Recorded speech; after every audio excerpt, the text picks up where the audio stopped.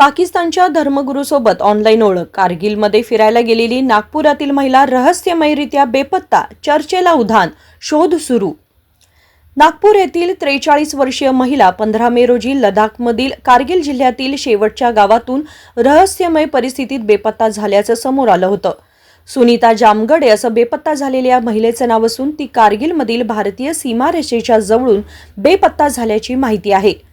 ती पर्यटनाच्या दृष्टिकोनातून काश्मीरमध्ये आपल्या 12 वर्षीय मुलासोबत गेली असता ती बेपत्ता झाल्याचं समोर आलं होतं। यानंतर याबाबतची माहिती कुटुंबियांना समजताच त्यांच्या मुलाने स्थानिक पोलिसांना त्यांच्या बेपत्ता आईबाबत माहिती दिली। सुनीता ही नागपूरच्या कपिलनगर पोलीस ठाण्याच्या हद्दीतील संत कबीर नगरमध्ये राहत होती।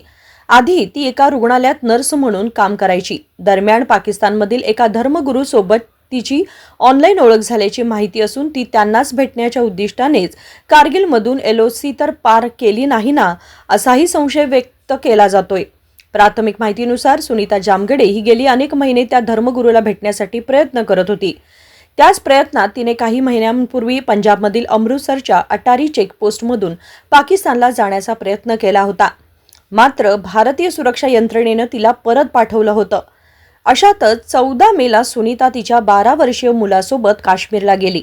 यावेळी कारगिलमधील शेवटचं गाव हुंदरमाण मध्ये तिला पाहण्यात आलं होतं। त्यानंतर तिला कोणीच पाहिलं नाही। बराच वेळ जेव्हा सुनीता परत आली नाही तेव्हा स्थानिकांनी 12 वर्षीय मुलाला स्थानिक पोलिसांच्या स्वाधीन केलं।